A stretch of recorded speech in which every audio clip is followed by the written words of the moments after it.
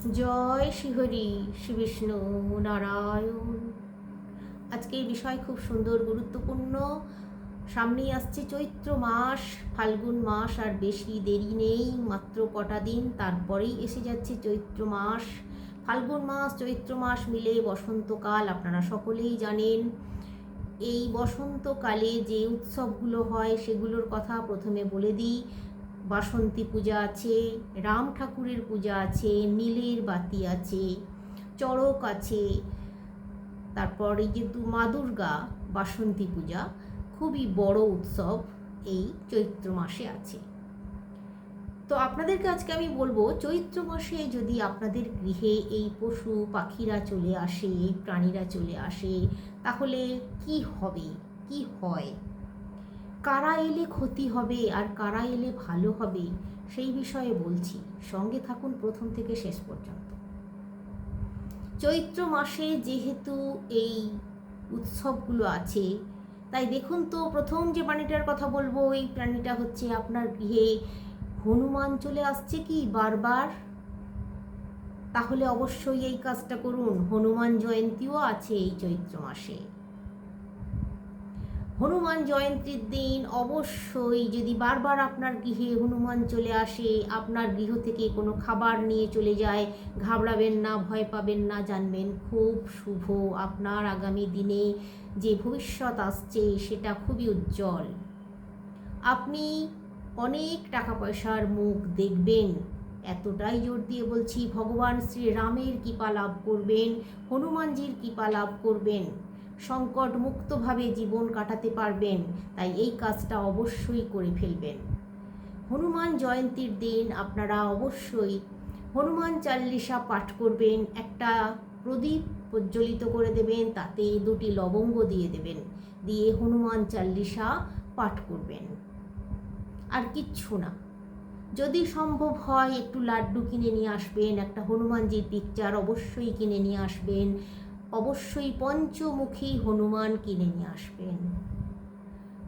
ভালোভাবে চৌকির ওপরে একটা শালু কাপড় পেতে সেই পিকচারটা রাখবেন, আর একটা ঘিয়ের প্রদীপ বা সর্ষের তেলের প্রদীপ প্রজ্বলিত করে তাতে 2টো লবঙ্গ দিয়ে দেবেন।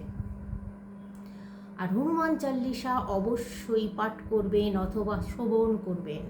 প্রাণ ভরে নিষ্ঠার সঙ্গে ভক্তির সঙ্গে প্রণাম করবেন, মনের কথা সম্পূর্ণভাবে জানাবেন, আপনার যেটা চাইছেন সেটা জানাবেন।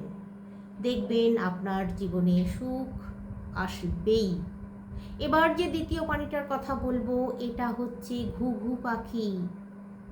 ঘুঘু পাখি হচ্ছে মা লক্ষ্মীর প্রতীক। যদি আপনার গৃহে ঘুঘু পাখি চলে আসে, আপনার প্রাঙ্গণে, আপনার বাড়ির ছাদে, আপনার বাড়ির সামনে যে গাছ আছে, গাছে যদি বারবার চলে আসে এই চৈত্র মাসে ঘুঘু পাখি, তাহলে জানবেন আপনার গৃহে মা লক্ষ্মী প্রবেশ করেছেন, আপনার গৃহে স্থায়ীভাবে থাকবেন। তাই ঘুঘু পাখি এলে ঘুঘু পাখিকে তাড়াবেন না বা ঢিল ছুঁড়তে যাবেন না, অবশ্যই কিছু দানা শস্য ছড়িয়ে দেবেন। যদি ঘুঘু পাখি ওই দানা শস্য খায়, জানবেন আপনার উন্নতি কেউ আটকাতে পারবে না, আপনার ক্ষতিও কেউ করতে পারবে না। তবে একটা কথা ভালো করে মন দিয়ে শুনুন, এই ঘুঘু পাখি বাড়িতে বাসা তৈরি করাটা মোটেই ভালো জিনিস নয়। তাই আপনার বাড়ির দেওয়ালে যদি কোনো ঘুলঘুলি থাকে, ফাঁকা থাকে, ফাঁক থাকে, ফোগর থাকে, সেগুলোকে বন্ধ রাখুন। কারণ বাসা তৈরি করে দেওয়ার পর আর সেই বাসা ভাঙা যাবে না চৈত্র মাসে। যতক্ষণ না সে বাচ্চা দিচ্ছে, বাচ্চা উড়তে শিখছে, উড়ে চলে যাচ্ছে, ততক্ষণ পর্যন্ত ওই বাসা ভাঙা যাবে না। তাহলে ঘোর অমঙ্গল চলে আসবে গৃহের মধ্যে, যেটা আপনারা কল্পনাও করতে পারেন না। তাই বলছি, যদি ঘুঘু পাখি চলে আসে, শুধু একটু দানাশস্য ছড়িয়ে দেবেন, ওই দানাশস্য তারা খাবে। একটু জল রাখবেন একটা জায়গায়, একটা পাত্রে, ওই জল যদি খায়, জানবেন মা লক্ষ্মী আপনার গৃহে সদা সর্বদা বিরাজ করবেন।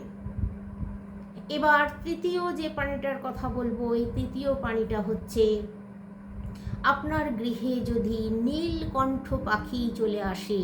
ওই যে বললাম এই চৈত্র মাসে নীলের উৎসব আছে, নীলের বাতি আছে। যদি নীলকণ্ঠ পাখি মহাদেবের দূত যদি চলে আসে, আপনার বাড়ির ছাদে হয়তো এসে বসে পড়েছে, বা আপনার বাড়ির সামনে কোনো গাছ আছে, গাছে বসে পড়েছে, আপনি দেখলেন, শুধু দেখলেন, নীলকণ্ঠ পাখিকে চোখ ভরে দেখুন, মন ভরে দেখুন। আর যদি দেখতে পান এমনটা, তাহলে অবশ্যই আপনার মনের কথা বলুন এবং ভগবান শিব ঠাকুরকে দু হাত তুলে ভক্তি ভরে নিষ্ঠার সঙ্গে প্রণাম করুন। উনি আপনার গৃহে পাঠিয়েছেন আপনার গৃহ পরিদর্শন করার জন্য। আপনি কতটা ভালো আছেন, কতটা খারাপ আছেন, কতটা আধ্যাত্মিক ভাব আপনার মধ্যে আছে, এই সমস্ত কিছু উনি পরীক্ষা করার জন্য পাঠিয়েছেন। অবশ্যই নিষ্ঠার সঙ্গে ভক্তির সঙ্গে মহাদেবকে প্রণাম করবেন এবং আপনার দুঃখের কথা জানাবেন। দেখবেন ওই দূত মহাদেবের কানে পৌঁছে দেবে। অবশ্যই দেখুন এই সংকেত আপনি পাচ্ছেন কিনা।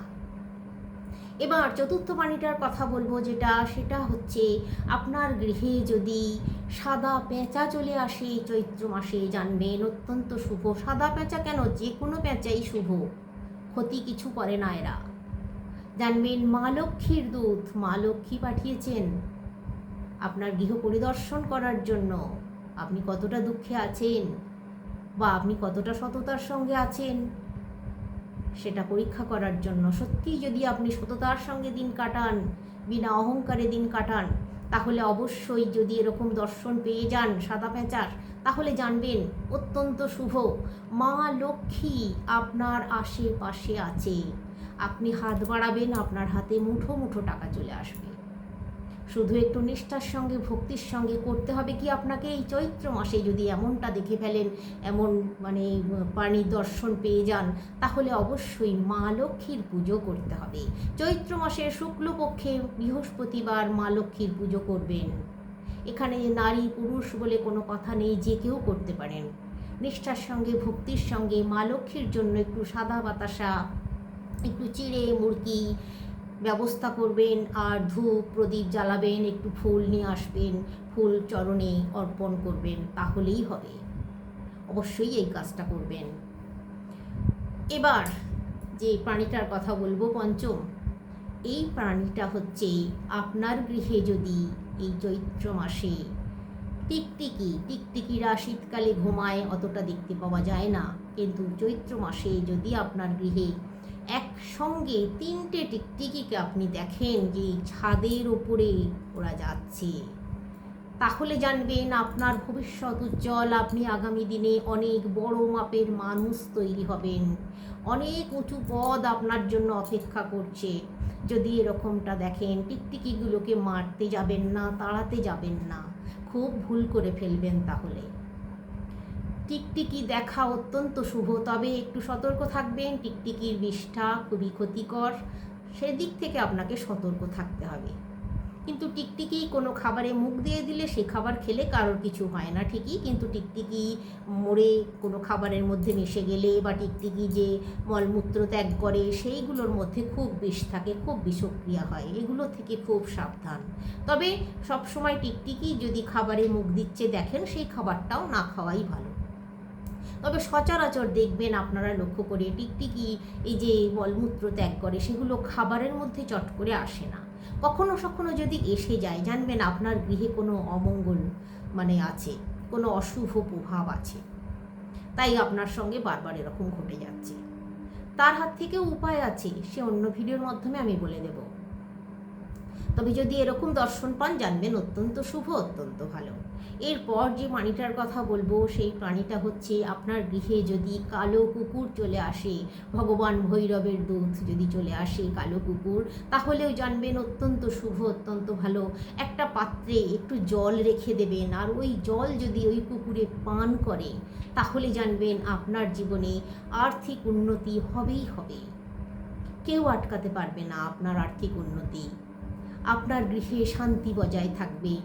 এদেরকে করবেন কি, যদি বারবার চলে আসে এরকম কালো কুকুর এই চৈত্র মাসে আপনার গৃহে, তাহলে অবশ্যই একটু রুটি আর গুড় যদি খাওয়াতে পারেন, যদি খাইয়ে দিতে পারেন, একটু রুটি আর গুড় একটু দিয়ে দেবেন, যদি খেয়ে নেয় ওই কুকুর, তাহলে জানবেন আপনার জীবন থেকে যত রকমের কুপ্রভাব আছে, দোষ আছে, রাহু দোষ, কেতু দোষ, নানান রকমের যে দোষগুলো আছে সেগুলো সম্পূর্ণভাবে কেটে যাবে।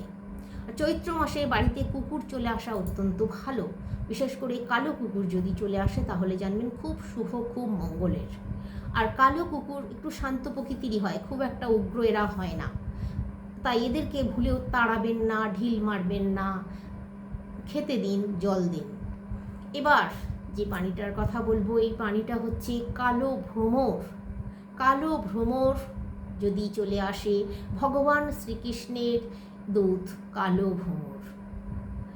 এই মাসে, এই চৈত্র মাসে ভগবান রাম ঠাকুরের পুজো আছে, তাই কালো ভ্রমর যদি চলে আসে, রাম ঠাকুর যিনি, তিনি বিষ্ণু, তিনি নারায়ণ, তিনি শ্রীকৃষ্ণ, তাই কালো ভ্রমর যদি চলে আসে জানবেন আপনার গৃহ পরিদর্শন করতে এসেছে, আপনার ভালো মন্দর দিকটা দেখতে এসেছে। আপনি আপনার পরিবার নিয়ে, আপনার ছেলে মেয়ে সকলকে নিয়ে কেমনভাবে দিন কাটাচ্ছেন, সুখে না দুঃখে, যদি এমনটা হয় গৃহে ভ্রমর চলে আসে তাহলে জানবেন ভগবান শ্রীকৃষ্ণের কৃপা লাভ করছেন, কৃপা পাবেন। ভগবান না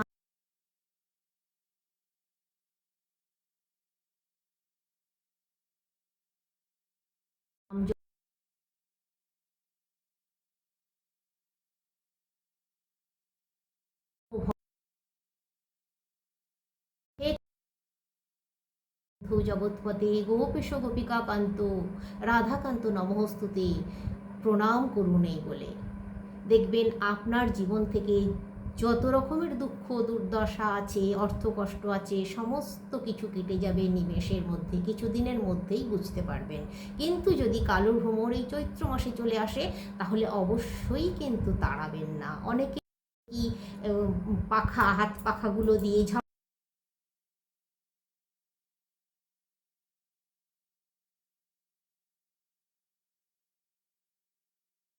আসবে, গুনগুন গুনগুন করে নিজেরাই বেরিয়ে চলে যাবে, ওদেরকে কিছু করতে লাগবে না। কিন্তু আপনার ঘরের দুঃখের কথা, সুখের কথা ভগবান শ্রীকৃষ্ণের কানে পৌঁছে দেবে, আপনার জীবনে মঙ্গল আসবে। এবার যে প্রাণীটার কথা বলবো, এই প্রাণীটা হচ্ছে বিড়াল। যদি আপনার গৃহে বিড়াল চলে আসে, সাদা বিড়ালই হোক, কালো বিড়ালই হোক, যেমন যেমন খুশি বিড়াল হোক, বিড়াল যদি চলে আসে, মা ষষ্ঠীর বাহন বিড়াল যদি চলে আসে জানবেন এটাও অত্যন্ত শুভ। বিড়াল এসে যদি আবার আপনার সামনে পাঁচিল আছে, পাঁচিলের ওপরে উঠে বসে, যদি দেখেন আপনি যে এই চৈত্র মাসে বিড়াল আপনার পাঁচিলের ওপরে উঠে বসছে, তাহলে জানবেন খুব শুভ, খুব মঙ্গল। এইরকমটা দেখেন যদি খুবই ভালো।